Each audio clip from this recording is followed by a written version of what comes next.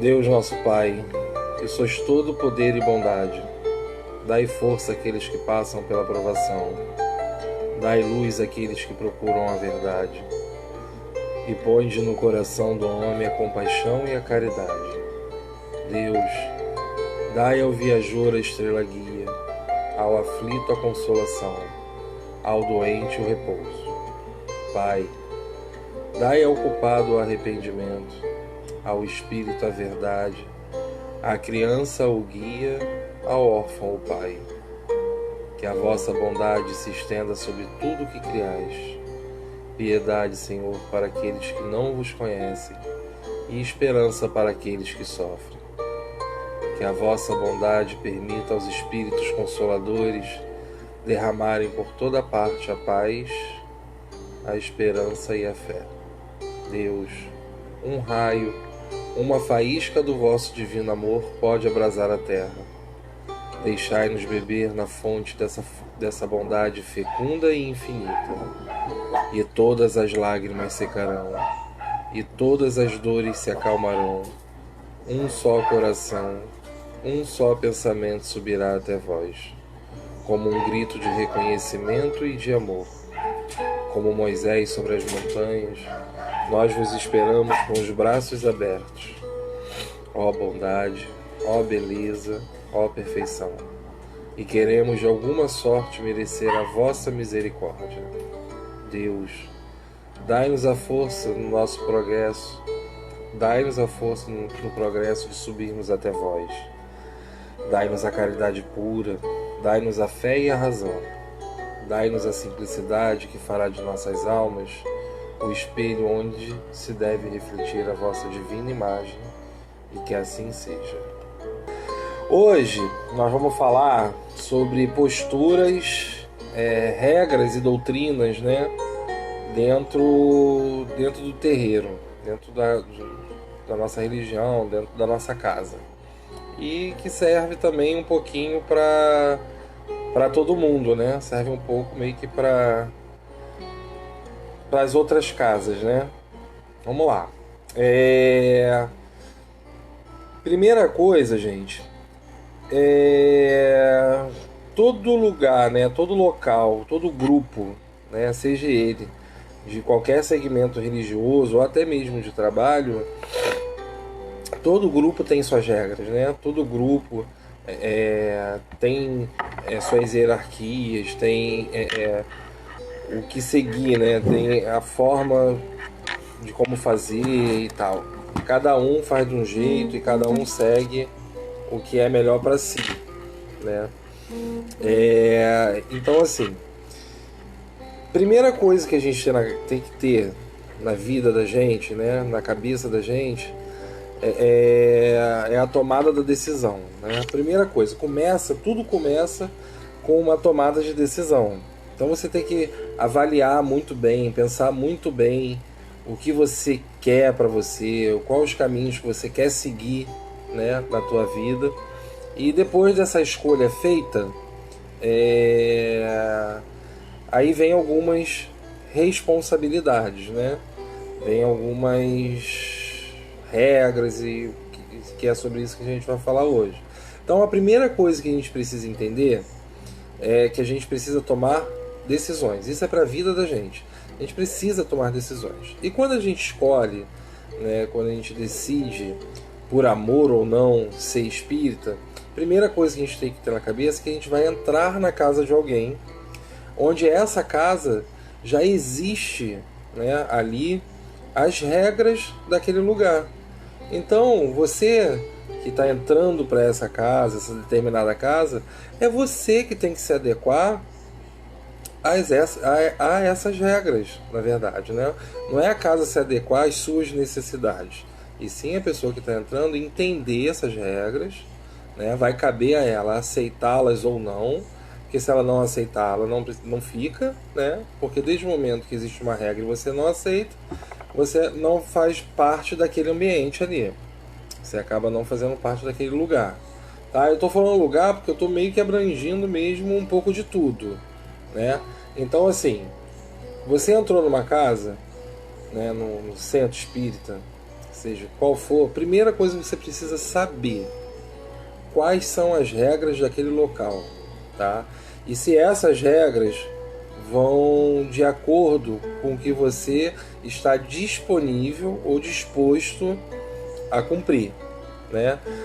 Porque toda casa tem suas regras, né? Então você tem que estar meio que observante nisso, saber se é aquele caminho ali, se são aquelas regras que você quer seguir de verdade, porque, gente, não são poucas regras, né?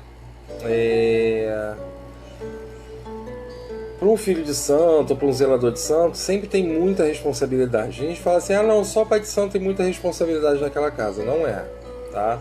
Todo corpo mediúnico tem peso, tem tanta responsabilidade quanto o zelador, tá? Então a sua responsabilidade começa desde o momento que você entra.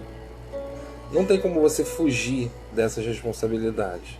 Cada casa vai ter sua regra, cada casa vai ter o seu jeito de fazer, né? Então você vai lá e não tem como você se esquivar disso, né? A gente fala muito sobre isso aqui, de cada um mexe a sua panela do jeito que acha melhor e tudo mais, e isso é certo.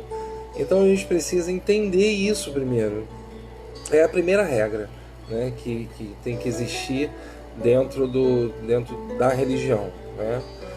E depois você precisa ter muito, muito, muito amor no coração, muita vontade de ajudar o próximo, muita humildade para poder entender que aquela pessoa que está à sua frente, aquela pessoa que foi procurar a sua casa, muitas das vezes não diz nada a você, mas você precisa entender ela, sabe? Não diz nada, tipo assim, eu não me enquadro no mundo dessa pessoa que está vindo aqui me procurar porque ela faz isso ou aquilo outro, né? Então você não tem que julgar, na verdade. Você só tem que ter amor no coração, muita humildade e procurar entender o próximo. Porque a gente não consegue ajudar ninguém se a gente não conseguir entender quem está à frente da gente. Então, isso é muito importante. Muita gente esquece disso, né?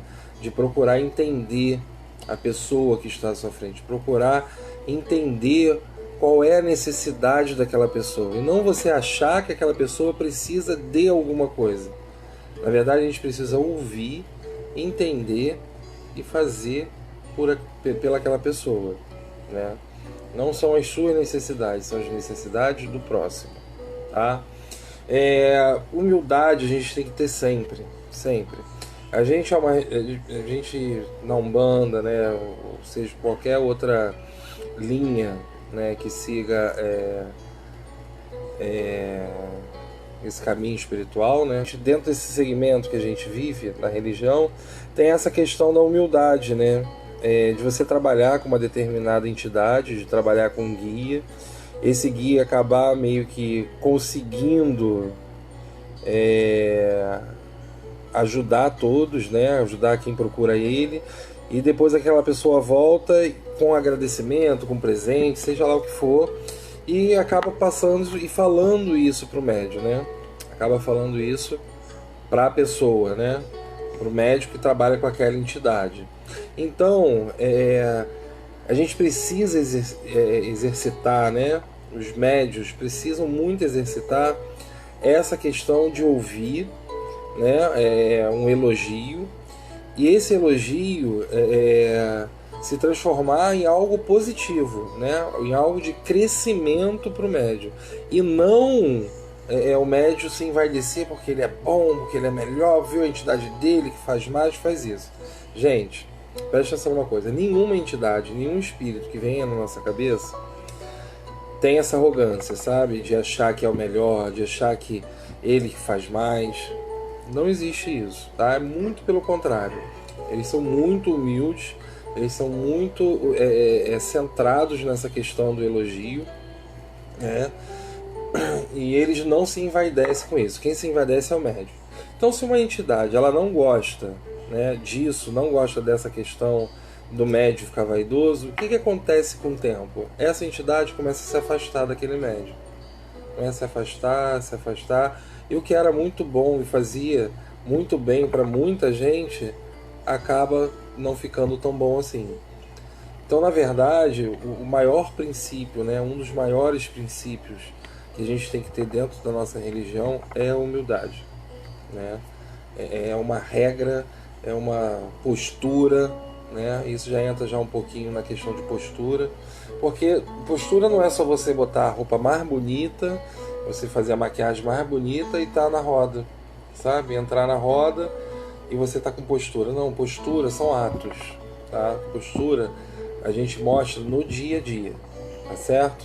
Então essa postura, essa coisa da humildade é muito importante, muito, muito, muito importante para nossa religião. E a gente tem que levar isso para a vida da gente, tá certo?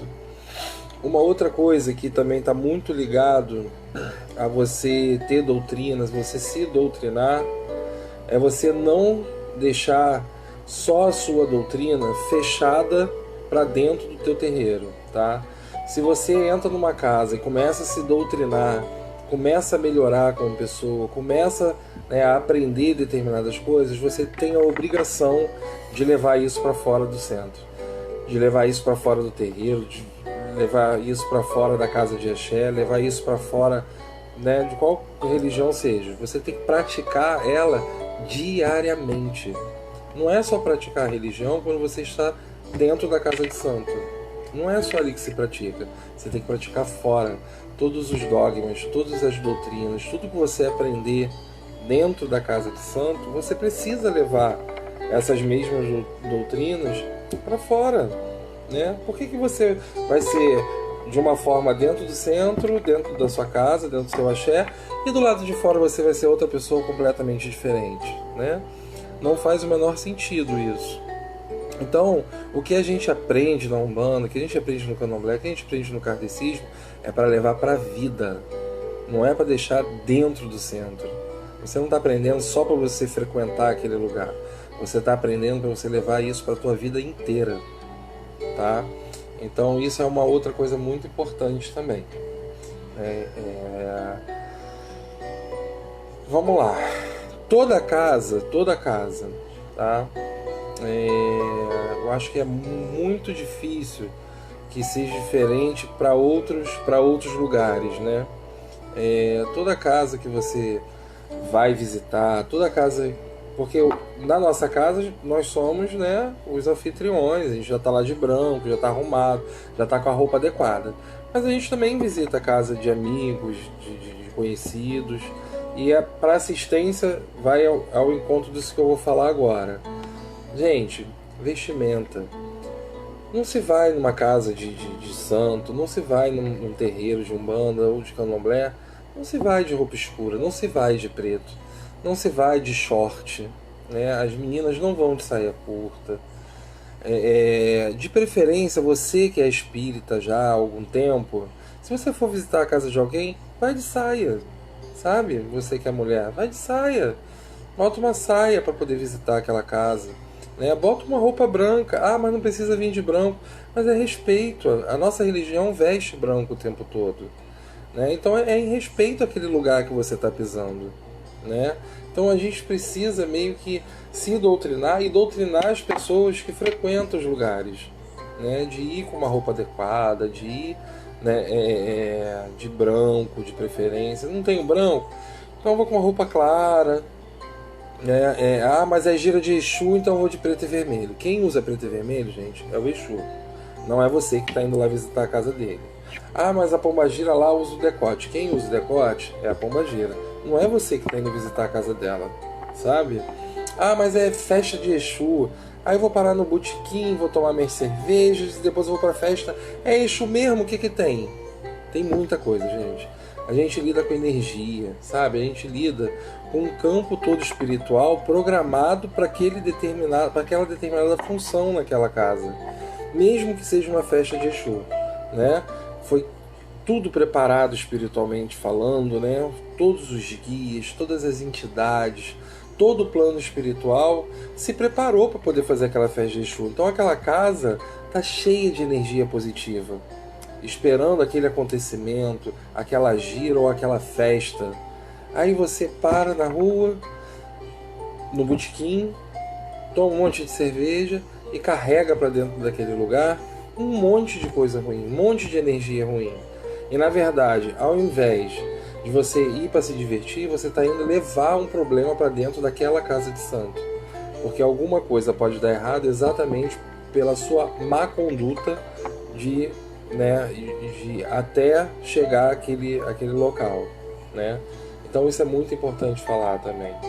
É muito importante também falar para os médiuns que vão trabalhar com a entidade, evitar, né, naquele dia, ou até um dia, lá em casa, eu peço para evitar até um dia antes, bebida alcoólica, carne vermelha e relação sexual, tá? Eu sempre peço para evitar essas três coisas. Se puder evitar, para evitar. Se não puder evitar, não tem como, eu bebi hoje. Não vai, gente. Fica em casa, acaba de beber em casa, tá certo? Ah, a cerveja estava ótima, então bebe. Mas não vai no terreiro aquele dia, não.